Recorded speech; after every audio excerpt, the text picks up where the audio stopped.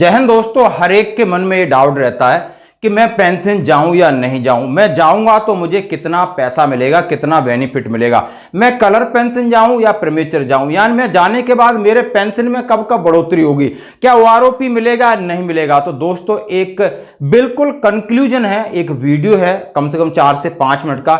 ये हर एक, चाहे आप सर्विंग हैं, चाहे रिटायर्ड हैं, आप जेसीयू हैं, जवान हैं, सभी को देखना होगा कि क्या क्या बेनिफिट मिलते हैं और क्या क्या नहीं मिलते हैं। यदि हम प्रीमेचर जाते हैं, हमें ओआरओपी का फायदा मिलेगा या नहीं मिलेगा, आगे मिलेगा या हमें पे कमीशन का फायदा मिलेगा, हमें डीआर का फायदा मिलेगा, यानी तमाम चीजों को लेकर एक वीडियो कंक्लूजन जो कि बोर्ड के ऊपर समझाऊंगा।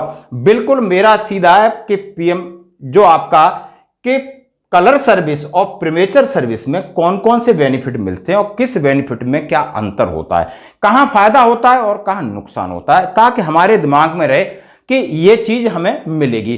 दोस्तों साथ में ये कवर करना चाहता हूं, हमारे अंदर जैसे आर्मी एयरफोर्स का बंदा है, वो अपने पूरे एंटाइटलमेंट जानता है, एडवांस लोन भी लेता है, शेयर मार्केट भी जानता है, पैसे को इन्वेस्ट करना यानी पैसे को लेना और पैसे को खर्च करना आता है। हमें ना पता हमें क्या पैसा मिलेगा, ना हमें खर्च करना क्या है, यही हम मार खा रहे हैं आज। इसी वजह से हम पीछे, हमारी अवेयरनेस की वजह से। सच कह रहा हूं, मैं रिटायरमेंट होने के बाद अभी पता चल रहा है कि ये सारी चीजें कुछ भी नहीं पता था, डीए डीआर पे कमीशन ये वो कुछ नहीं, बस उसी में अपने रगड़े में लगे। लेकिन नहीं दोस्तों, जब आज पैसे का युग है, यहां पैसा बोलता है, इंसान नहीं बोलता। अपने पैसे को, एंटाइटलमेंट को रहते हुए ले लो और उस पैसे को कैसे खर्च करना है, दोनों चीजें अपने जीवन के लिए बैलेंस बनाने के लिए बहुत जरूरी है। आपका कैसे कमाना और कैसे खर्च करना है वो तीसरा कोई निर्णय लेगा तो आप पछताओगे, ये बात पक्की है। हम लोग बहुत पुराने, लेकिन आप समझदार हो। तो दोस्तों मैं बात करूंगा कि यदि आप कलर सर्विस करके पेंशन जा रहे हो या प्रीमेचर जा रहे हो तो क्या भारी अंतर है और क्या क्या पैसा मिलता है, किस तरीके से मिलता है, हम बिल्कुल बताएंगे। यानी आपको मंथली पेंशन मिलती है, यस, कलर वाले को 50% मिलती है और पीएमआर वाले को मिलती है। अब कैसे मिलती है, इसमें क्या होता है, बेसिक पे प्लस मिलिट्री सर्विस पे, और इन दोनों का आप इतना हो गया, आप और आपकी क्लास पे है, एक्स ग्रुप हो, तीनों पे का आधा कर दो और आधे के ऊपर 50% जो भी आपका डीए वो लगा दो, वो आपका मंथली पेंशन हो गया। फॉर एग्जांपल आपका टोटल 50,000 बनता है सब तीनों मिला के, तो 25,000 प्लस 53,000 अभी डीए, ये आपकी मासिक पेंशन है। चाहे आप कलर हो, चाहे आप कैसे भी जा रहे हो, ये मिलेगा लास्ट ड्रॉन के ऊपर आपका। क्लियर है भाई। लीव इन कैश कैसे मिलता है, लीव इन कैश में मिलिट्री सर्विस पे और क्लास पे नहीं होती, सिर्फ बेसिक पे प्लस डीए दोनों को जोड़ दो और डिवाइडेड बाई 30 इंटू कितने दिन आपने लीव इन कैश किए उसका गुणा कर दो, मिलेगी। मैक्सिमम आप 300 दिन, दोनों को 300 दिन का प्रावधान है, ले सकते हो, इसका फायदा।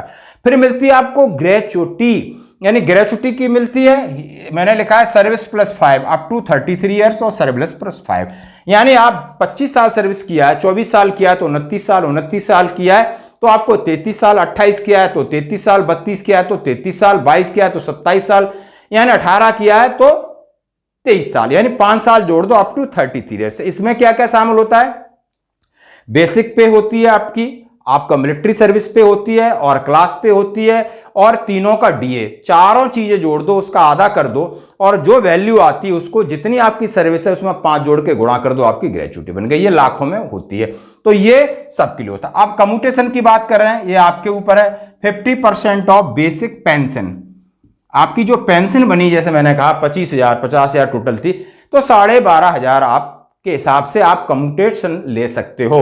उसमें क्या रहता है, कम्यूटेशन होता है कि 12,500 गुणा 12 इक्वल टू CF होता है, कंप्यूटेशन फैक्टर को मल्टीपल करके एक अमाउंट मिलता है जो लाखों में। उसकी रिकवरी 15 साल है, उसका भी केस चल रहा है, तो ये कलर वाले को भी मिलेगी और पीएमआर वालों को मिलेगी।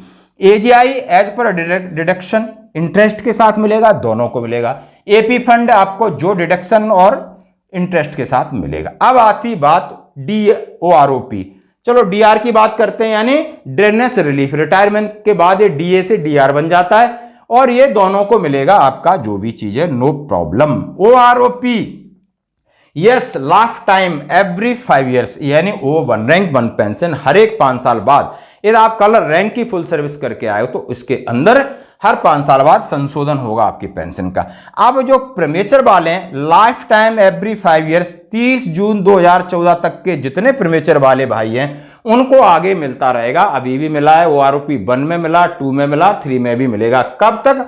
30 जून 2014 तक के रिटायरी हैं। इसके बाद 1 जुलाई 2014 के बाद नो आरोपी, बिग लॉस, उनको आगे भी जीवन में कभी भी वन रैंक वन पेंशन में कंसीडर नहीं किया जाएगा। यस, ये है बड़ा घाटा। पे कमीशन एवरी 10 ईयर्स, पे कमीशन जो बैठता है 6th 7th से भी 8th की बात चल रही है, तो प्रीमेचर वाले की भी पेंशन बढ़ेगी और कलर वाले की बढ़ेगी, कलर वाले की ओआरओपी में भी बढ़ेगी और इसमें भी बढ़ेगी, तो ये डबल फायदा है। अब 20% पेंशन की बढ़ोतरी है 80 साल कंप्लीट के बाद आपको मिलेगी, आपको भी मिलेगी। जैसा कि अभी केस चल रहा है 65 के बाद 5%, ऐसा नियम होता है, तो दोनों को मिलेगा।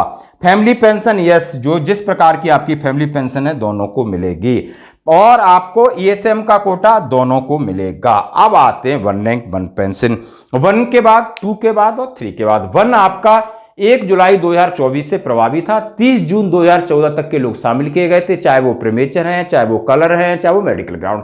काम खत्म।